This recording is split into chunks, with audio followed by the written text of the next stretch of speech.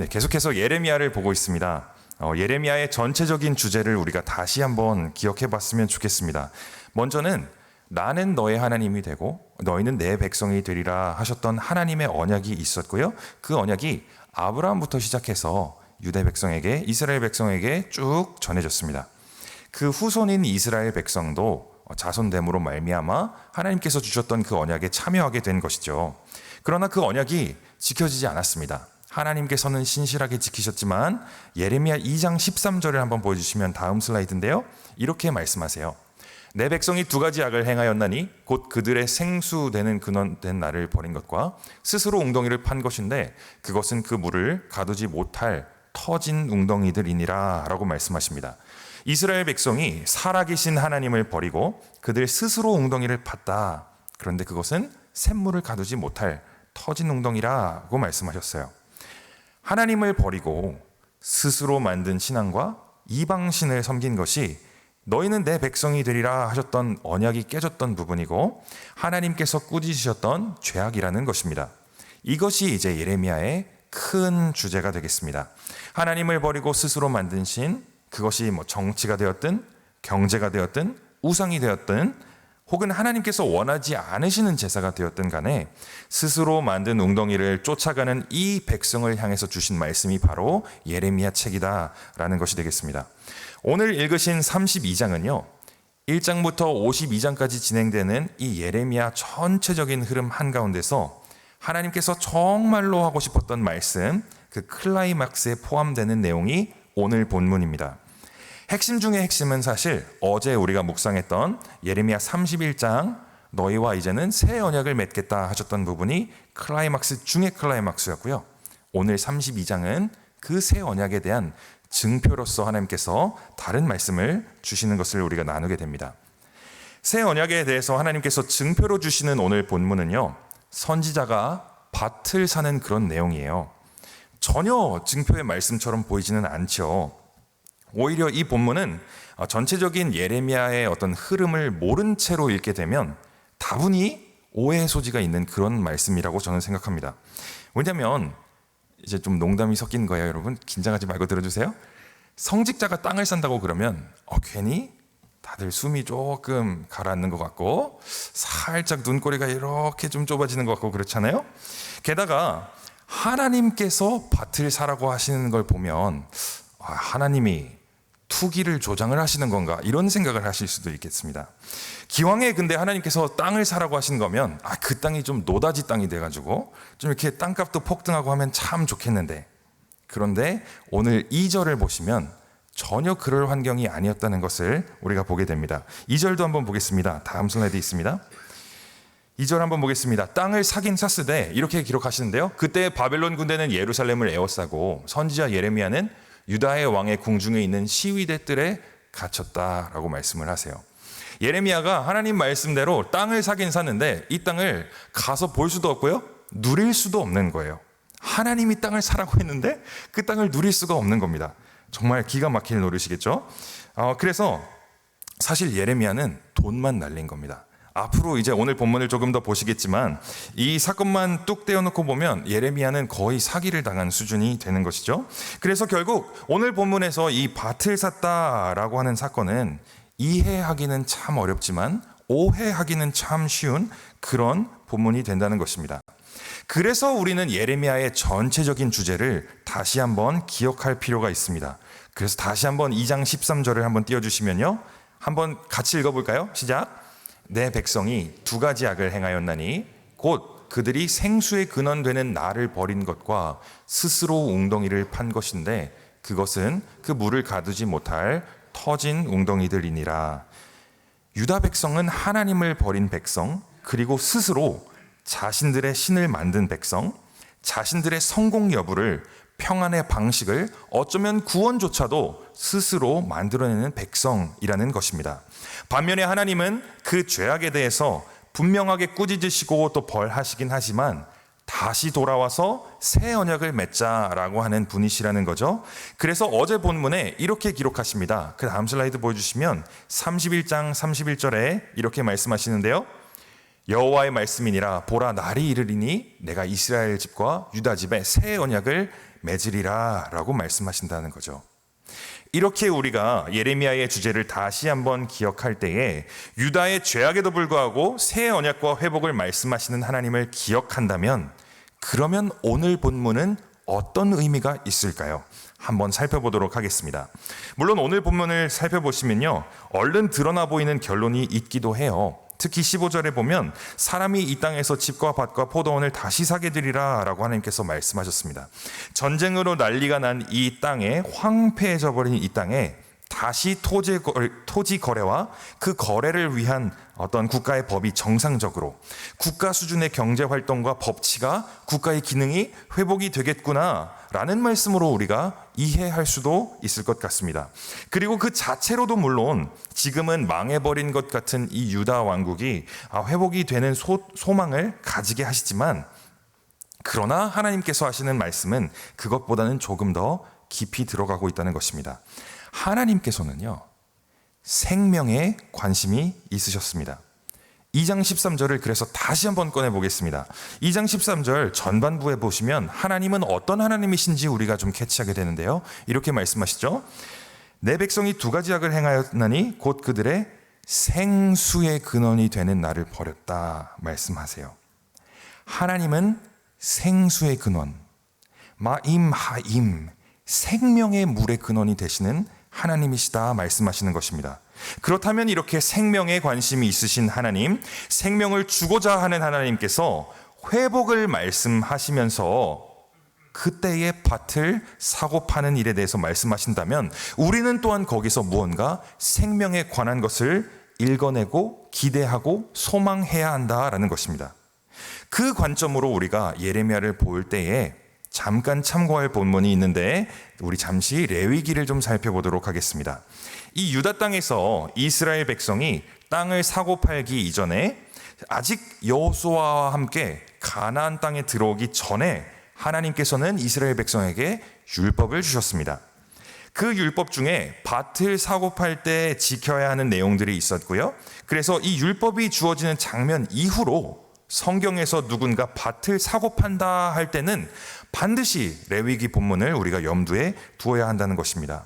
심지어 왕이 땅을 사고 팔려고 해도 이 율법이 매우 중요했는데, 그러다 보니까 여러분 아합 왕을 기억하신다면, 아합 왕이 나봇의 포도원을 사려고 했을 때에도 나봇이 하나님께서 주셨던 그 율법을 기억함으로 말미암아 왕의 제안을 거절했던 일이 있었습니다.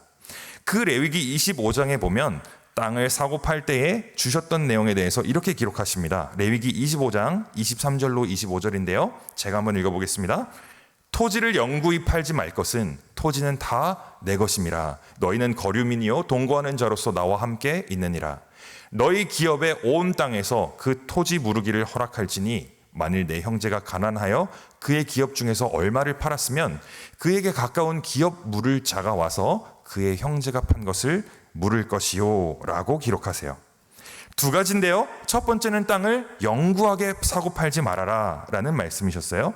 그리고 두 번째로는 땅을 팔게 될 경우에는 먼저는 가까운 친족이 그 땅값을 치러서 그 땅이 친족 바깥으로 가지 못하도록 그렇게 유지해라 라는 것입니다.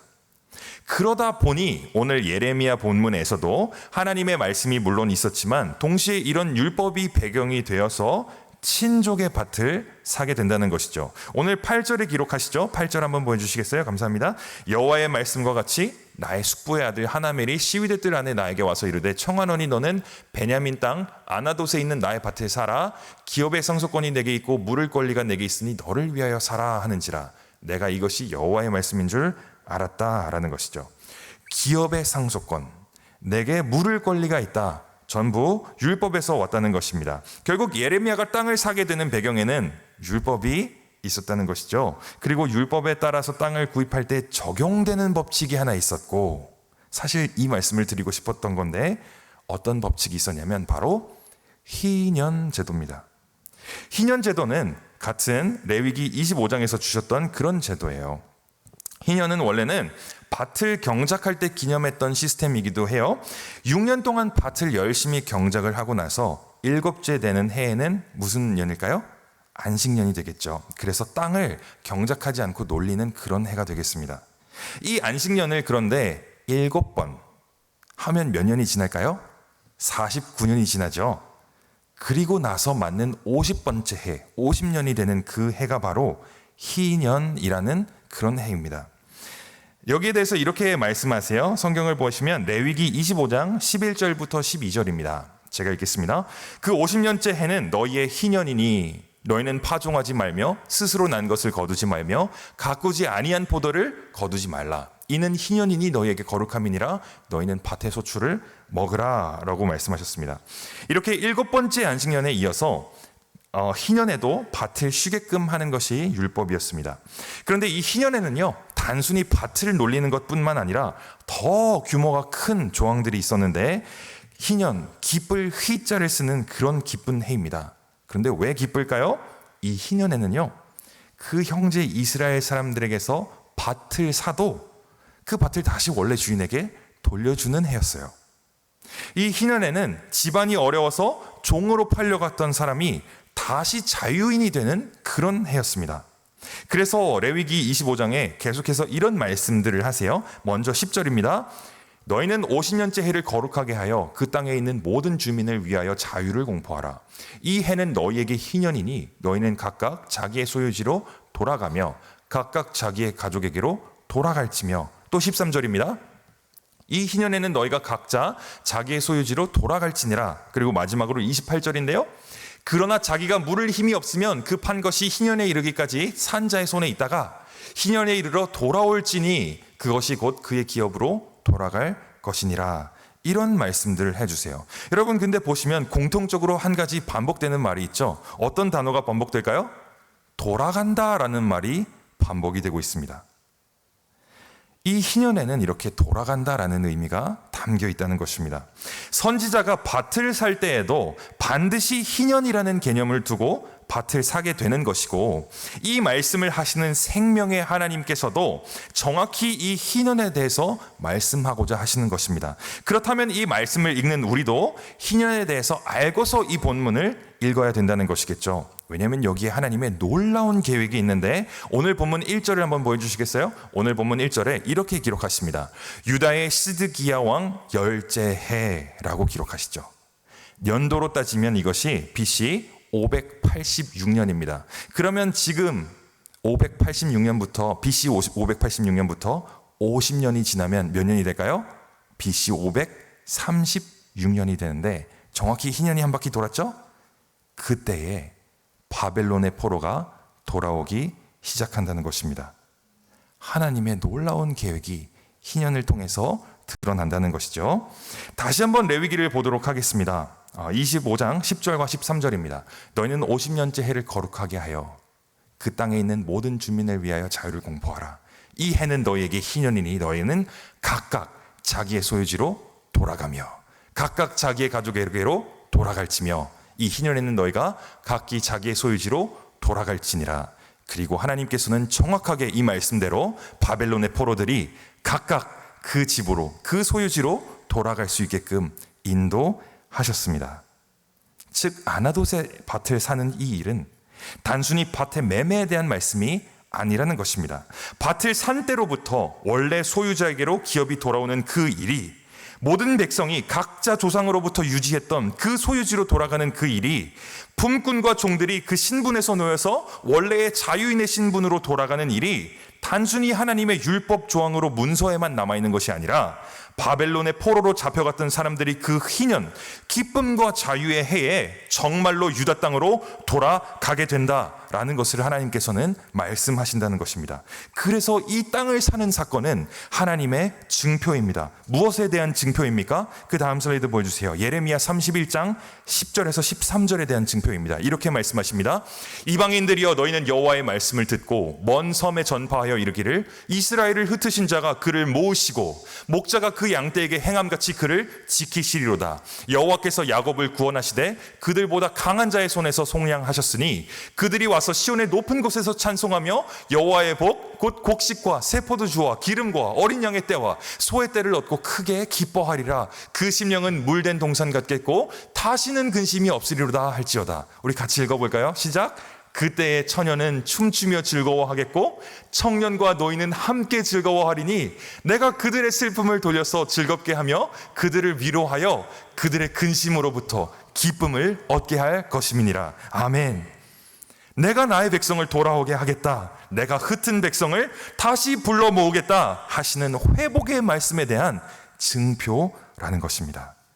그렇게 다시 불러 모으시는 우리 하나님을 우리가 발견할 때에, 그렇다면 하나님께서 이렇게 희년의 증표로서 백성들을 다시 불러 모으시는 이유는 무엇일까요? 그것은 하나님께서 희년을 주셨던 목적과 동일하다는 것입니다. 하나님께서는 희년을 주셨던 목적에 대해서 이렇게 말씀하세요. 레위기 25장 55절입니다. 이스라엘 자손은 나의 종들이 됨이라. 그들은 내가 애굽 땅에서 인도하여 낸 나의 종이요 나는 너희의 하나님 여호와니라. 이것이 희년을 주신 목적이에요. 너희는 나의 종, 나를 섬기는 자, 나는 너희의 하나님 여호와. 계약을, 언약을 말씀하신다는 것입니다. 희년의 목적은 이렇게 분명했습니다. 그리고 이 희년을 말씀하셨던 하나님께서 오늘 예레미야를 통해서, 사실 어제 본문이었지만 예레미야를 통해서는 뭐라고 말씀하십니까? 31장 33절인데요. 우리 같이 한번 읽어보겠습니다. 함께 읽겠습니다. 그러나 그날 후에 내가 이스라엘 집과 맺을 언약은 이러하니 곧 내가 나의 법을 그들 속에 두며 그들의 마음에 기록하여 나는 그들의 하나님이 되고 그들은 내 백성이 될 것이라 여호와의 말씀이니라. 여러분 보이시죠? 하나님께서 동일한 말씀을 회복의 말씀으로 주신다는 것입니다. 아나돗의 밭을 통해서 주시는 희년의 이유, 포로가 돌아오는 그 이유, 나는 여전히 너희의 하나님이 되고 너희는 나의 백성이다 라고 말씀하신다는 겁니다. 이것이 아나돗의 밭 사건에서 우리가 반드시 기억해야 하는 하나님의 마음이라는 것입니다. 비록 유다 백성이 희년 제도를 지키지 않았지만, 비록 유다 백성은 자신들이 판 웅덩이를 끌어안고 있었지만 하나님은 회복을 말씀하시고 그 회복에 대한 증표로 이 희년을 주셨다는 것입니다. 하나님은 어떤 하나님이십니까? 하나님은 회복의 하나님이시고 하나님은 생명의 하나님 되시는 줄 믿습니다. 그렇다면 이 아침 여기에 모여있는 우리에게는 이 희년과 회복의 말씀이 어떤 의미로 다가올 수 있을까요? 만군의 하나님 여호와께서 여전히 이 동일한 말씀으로 오늘날 우리에게 허락하신다면 우리는 무엇을 스스로 돌이켜봐야 할까요? 먼저는 혹시 우리에게도 우리 스스로가 판 우물이 있지는 않는지 돌아보기를 소망한다는 것입니다. 어쩌면 시작은 좋은 마음이었지만 어느새 하나님의 기뻐하심과 하나님의 영광이 아니라 나의 기쁨과 나의 소욕에 맞추어서 내려놓거나 포기할 수 없는, 빼앗길 수 없는 웅덩이를 우리가 스스로 그런 생각들과 기준을 만들어내고 그대로 살아가지는 않습니까? 그렇다면 우리도 내가 주인된 그곳에서 돌아와 하나님을 바르게 예배할 수 있게 되기를 소망합니다. 나의 속한 바 되신 하나님, 내가 섬기는 하나님을 고백하며 온전히 예배드릴 수 있는 저와 여러분 되시기를 소망합니다. 그리고 그것을 위해서 우리 구주 예수께서 우리를 위해서 오셨습니다. 예수님은 내가 새 언약을 주노라 하셨던 그 새 언약을 이루시는 분이십니다. 그 십자가 보혈과 또 부활에 힘입어서 새 언약을 우리의 삶에도 주님께서 이뤄가십니다. 예수님이야말로 죄악의 포로로서 사망에 갇혀 있었던 우리에게 영원한 희년을 주시는 분이시라는 것입니다. 아니, 정확히 말하면 이 희년은요, 우리에게 영원한 생명과 또 자유함과 기쁨을 주시는 주 예수를 예표하는 것입니다. 그리고 누가복음에서 예수님은 이사야 말씀을 인용하면서 정확히 말씀하셨어요. 누가복음 4장 16절로 19절입니다. 예수께서 그 자라나신 곳 나사렛에 이르사 안식일에 늘 하시던 대로 회당에 들어가사 성경을 읽으려고 서심해 선지자 이사야의 글을 들이거늘 책을 펴서 이렇게 기록된 데를 찾으시니 곧 주의 성령이 내게 임하셨으니 이는 가난한 자에게 복음을 전하게 하시려고 내게 기름을 부으사 나를 보내사 포로된 자에게 자유를, 눈먼 자에게 다시 보게 함을 전파하며 눌린 자를 자유롭게 하시고 주의 은혜의 해를 전파하게 하려 하심이라 하였더라. 예수님이야말로 우리에게 희년을 주시고 은혜의 해를 선포하시며 복음을 전하시고 자유를 주시는 분, 죄악으로 끊긴 하나님과의 관계를 회복하시는 분이라는 것입니다. 이 믿음으로 우리는 하나님 아버지 앞에 우리의 웅덩이를 만든 죄인이 아니라 영원한 생수 되신 예수 그리스도로 말미암아 하나님을 예배하는 자, 주의 자녀로 서는 줄 믿습니다. 그래서 히브리서 12장은 예수님을 새 언약의 중보자라고 말씀하시면서 이렇게 기록하세요. 그러므로 우리가 흔들리지 않는 나라를 받았은즉 은혜를 받자. 이로 말미암아 경건함과 두려움으로 하나님을 기쁘시게 섬길지니. 하나님께서 예수 그리스도를 통해서 오늘도 우리를 하나님의 종, 하나님을 섬기는 자, 희년의 대상자로 불러주시는 줄 믿습니다. 그렇다면 우리 이 기도로 나아가면 어떨까요? 하나님, 내가 판 우물이 있다면 내가 주님 떠나 있음을 분명히 보게 하시고 알게 하셔서 다시 주 예수를 붙잡게 하여 주시옵소서. 나의 약함이, 나의 부족함이 나로선 최선이었지만 사실은 주님을 떠나 있는 죄악됨이 그것이 나의 본성일지라도 믿음의 주요 온전하게 하시는 주 예수 그리스도를 의지하여 기도하오니 주께 돌아가게 하여 주시옵소서. 그렇게 우리 주 안에서 누리는 영적인 희년, 그 기쁨의 예배로 우리 주님 앞에 서서 구하시는 저와 여러분 되시길 소망합니다. 우리 그 마음으로 같이 찬양 한번 했으면 좋겠습니다.